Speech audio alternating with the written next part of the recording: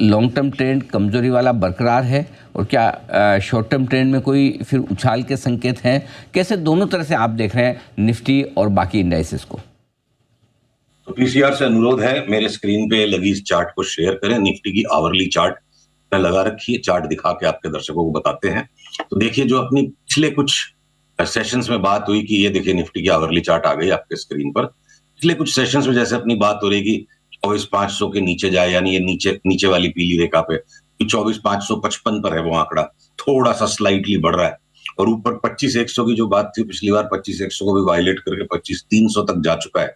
तो 25,300 से लेके 24,500 तक की है जो साइडवेज रेंज है, साइडवेज बाजार है। जब तक ये रेंज के बाहर हम नहीं कदम रखते हैं 24,500 के आसपास, तेजी के सौदे ज्यादा करना शुरू कीजिए, 25,300 के आसपास मंदी के सौदे ज्यादा शुरू करना कीजिए। और दोनों ही लेवल अपने अपने स्टॉप लॉस है। 24,500 के नीचे चला गया तो सारी तेजी छोड़ो, मंदी करेंगे। अब आपके उस प्रश्न का उत्तर दूं, देखिए जो 30-32 हजार की हमने निफ्टी पर बात की थी वो भी अपनी जगह इंटैक्ट है। और अगर इस बीच में संसार की परिस्थितियां बदल गई, चारों तरफ युद्ध फैलने लग गई, ये बातें होने लग गई, तो मतलब वो बावड़ों की तरह एक जिद पकड़ के बैठ जाए, डायनासोर बन जाए, नहीं जी हमने तो 32,000 बोला है तो 32,000 आएगा, हमने क्या बोला उसकी जीरो वैल्यू है, बाजार क्या बोल रहा है उसके हिसाब से अपनी सोच, अपनी वाणी सब बदलना पड़ेगा। तो 32,000 का भी आंकड़ा आएगा। उस तरह की चाल बहुत सारे स्टॉक्स दिखा रहे हैं, ऑलरेडी वो चाल शुरू हो चुकी है उनमें। पर इन बिटवीन एक बार बाकी वर्ल्ड की सिंपैथी में अगर निफ्टी इंडेक्स वापस 20,500 दिखा देती है तो जो 30,000 की चाल के लिए स्टॉक्स में चाल शुरू हो चुकी है उनको हम बेचेंगे नहीं। और जिन स्टॉक्स की वजह से 20,500 तक निफ्टी जा सकती है हम उनको शॉर्ट करेंगे। तो वो शॉर्ट करने वाला काम अगर 24,500 के नीचे निफ्टी जाती है तभी क्लियर कट इंडेक्स को शॉर्ट करना चाहिए। और अगर 25,300 के ऊपर भी कोई वजह से ब्रेकआउट आ जाता है, ये मौके पे कोई असंभव घटना नहीं है कि ये देखिए लार्जर येलो लाइन को, डीपर येलो लाइन को 25,300 के ऊपर चला गया और कभी 26,000 तक भी इस इंडेक्स को पुश कर दिया, तो डायनामिक होना पड़ेगा। किसी के बोले हुए की क्या वैल्यू है? तो बाजार बोल रहा है, रोज का रोज अपनी बोल और अपनी सोच और अपना सौदा उस हिसाब से बदलते रहना पड़ेगा। बाजार के मूड माहौल के हिसाब से आपको अपनी स्ट्रेटजी चेंज करनी होगी, लेकिन फिर भी ये तो शॉर्ट टर्म के लिहाज से ठीक है। लेकिन सुशील जी, अगर लॉन्ग टर्म आपका बोल्ड कॉल मुझे जानना हो, इसके अलावा इस बाजार में आपको और कुछ पसंद है शॉर्ट टर्म के लिहाज से?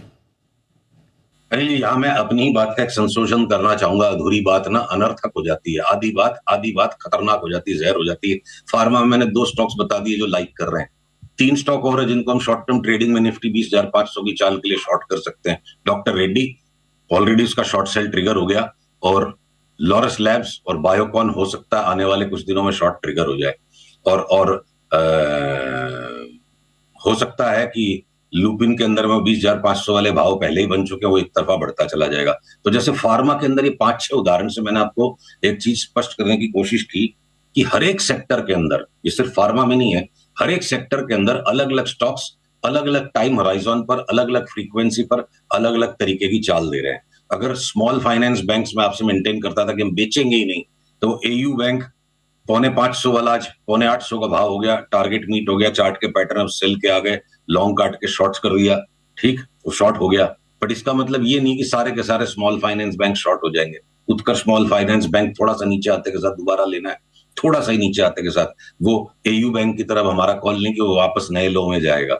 उत्कर्ष स्मॉल फाइनेंस बैंक 10-15 रुपया घटते के साथ आपको लेना है जोर से वापस नए हाई की तरफ बढ़ने के लिए। तो उसी तरह से अगर प्राइवेट सेक्टर बैंक्स के अंदर में बड़ी मंदी दिखती है, निफ्टी को डुबाने में प्राइवेट सेक्टर बैंक्स का हाथ होगा। पीएसयू बैंक्स बहुत रिलक्टेंटली, बहुत थोड़े ही घटे हैं, तो हो सकता है एकदम शॉर्ट टर्म ट्रेडिंग करने के लिए, आजकल की ट्रेडिंग करने के लिए, अगले 5 दिन की ट्रेडिंग के लिए हो सकता है एक बार बीओबी, पीएनबी, एसबीआई अब भी अचानक आपकी मेरी बातचीत खत्म होते होते फ्लेयर अप आ जाए तो बड़ी बात नहीं। तो अलग अलग स्टॉक्स या with in each particular sector जो सब सेक्टर्स हैं, वो इंडिविजुअल सब सेक्टर्स अलग अलग धुरी पे अलग अलग काम कर रहे हैं। 9 ग्रह हैं, 9 के 9 ग्रह अपनी अपनी चाल चल रहे हैं। अभी ऐसा नहीं है कि सारा ब्रह्मांड एक साथ है। कुछ छोटे सेक्टर से जहां पर आपसे राय लेना चाहता हूं, मसलन रियल एस्टेट, मीडिया, कैसे देख रहे हैं इन सेक्टर्स को आप? देखिए, मीडिया में एक बहुत रोचक बात हो रही है। मीडिया के अंदर में ना वो जो जिरह करते हैं वकील, delay is denial, stock market में delay is not denial, delay is determination. तो एक एक करके मीडिया सेक्टर के सारे ही स्टॉक्स में लॉन्ग टर्म बॉटम आ गया। अब आपकी ऑडियंस वो मार्जिन ट्रेडिंग फंडिंग करके 15 दिन वाला सौदा कृपया न करे। तो 90 रुपए वाला जी मान लो आज 140 तक आ गया, कोई कारण से कभी कोई बाजार में करेक्शन आए और ये घट के एक बार 20 रुपया नीचे मिल जाए, यहां से 110-15 तक मिल जाए, 20 तक मिल जाए, तो अगले 2 साल में इसमें 400 का भाव आ जाए तो मुझे कोई आश्चर्य नहीं होगा इन्वेस्टमेंट होराइजन पे। उसी तरह से सन टीवी को 2 साल वेट करने की जरूरत नहीं है। सन टीवी हो सकता है यहां से 6-7 महीने के अंदर ही एक नया हाई प्रोड्यूस कर दे, या आपके टीवी 18 ग्रुप के स्टॉक से, या एनडीटीवी ने बड़ा बॉटम बना लिया।